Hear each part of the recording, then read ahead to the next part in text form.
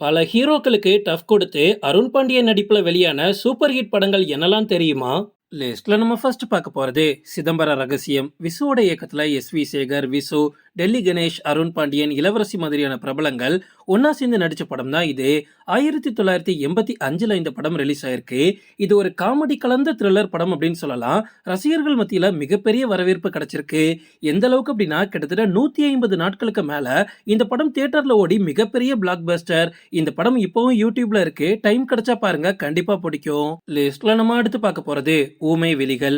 அரவிந்த் ராஜ் இயக்கத்துல விஜயகாந்த், அருண் பாண்டியன், சந்திரசேகர், ஜெய்சங்கர் மாதிரியான பிரபலங்கள் நடிப்புல 1986ஆம் ஆண்டு ரிலீஸ் ஆன படம் தான் இந்த ஊமை வெளிகள். த்ரில்லர் மற்றும் ஆக்ஷன் கலந்த படம் இது. மக்கள் மத்தியில ஒரு மிகப்பெரிய வரவேற்பு கிடைச்சிச்சு அப்படின்னு சொல்லலாம். ஏன்னா 80s காலகட்டத்தில் த்ரில்லர் படங்களுக்கு எப்பவுமே மிகப்பெரிய மார்க்கெட் இருந்திருக்கு.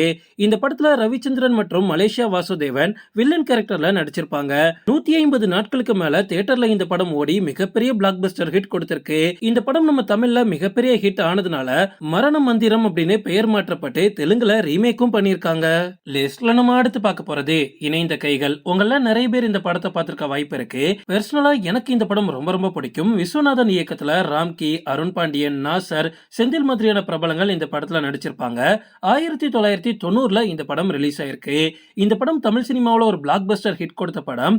இந்த படம் நம்ம தமிழ்ல பயங்கர ஹிட் ஆனதுனால ஹிந்தியிலையும் இந்த படத்தை ரீமேக் பண்ணாங்க. இந்த படத்துல ராம்கியோட ஆக்டிங்லாம் சூப்பரா இருக்கும். கூடவே அருண் பாண்டியனோட கெரியர்லயும் இது ஒரு முக்கியமான படமா அமைஞ்சிச்சு. லிஸ்ட்ல நம்ம அடுத்து பார்க்க போறது அசுரன். நம்ம தமிழ் சினிமாவில் அசுரன் அப்படின்னா எல்லாருக்குமே தனுஷோட படம் தான் ஞாபகத்துக்கு வரும். ஆனா 90s கிட்ஸா இருந்தீங்க அப்படின்னா கண்டிப்பா இந்த படம் உங்களுக்கு தெரிஞ்சிருக்கும். வேலு பிரபாகரன் இயக்கத்துல ஆர்.கே. செல்வமணி தயாரிப்புல அருண் பாண்டியன், ரோஜா, ராதாரவி மாதிரியான பிரபலங்கள் நடிப்புல இந்த படம் ரிலீஸ் ஆயிருக்கு. அதாவது 1995ல இந்த படம் பாக்ஸ் ஆபீஸ்ல பயங்கரமா ஹிட் அடிச்சிருக்கு. மன்சூர் அலிகான் வீரபத்திரன் அப்படின்ற கதாபாத்திரத்துல இதுல நடிச்சிருப்பாரு. இந்த கேரக்டர் அந்த டைம்ல மன்சூர் அலிகானுக்கு மிகப்பெரிய பெயரை வாங்கி கொடுத்திருக்கு. இந்த படம் ஒரு ஹாலிவுட் படத்தோட தழுவல். லிஸ்ட்ல நம்ம அடுத்து பார்க்க போறது தேவன். இந்த படம் உங்கள நிறைய பேருக்கு தெரிஞ்சிருக்க வாய்ப்பு இருக்கு. ஏன் நிறைய பேரோட ஃபேவரட் படமா கூட இது இருக்க வாய்ப்பு இருக்கு. அருண் பாண்டியனே இந்த படத்தை டைரக்ட் பண்ணி தயாரிச்சு அவரே நடிக்கவும் செஞ்சிருக்காரு. இந்த படத்துல அருண் பாண்டியன் கூட மீனா, கௌசல்யா, விவேக், சாய்குமார் அப்படின்னு நிறைய பிரபலங்கள் நடிச்சிருப்பாங்க. இது அருண் பாண்டியனுக்கு 100வது படம். இளையராஜா இந்த படத்துக்கு மியூசிக் போட்டிருப்பாரு. அந்த டைம்ல இந்த படத்துல இருந்த பாட்டு எல்லாமே பட்டி தொட்டி எல்லாம் பயங்கர ஹிட் ஆயிருக்கு. இந்த படத்தோட வெற்றியை வச்சுதான் இந்த படத்தை ஹிந்தியிலையும் டப் பண்ணிருக்காங்க. ஒரு ஆக்ஷன் கலந்த த்ரில்லர் படம் இது. மக்கள் மத்தியில ஒரு நல்ல வரவேற்பே கிடைச்சிச்சு. பாக்ஸ் ஆபீஸ்லயும் பயங்கரமா கலெக்ஷன் பண்ணிருக்கு.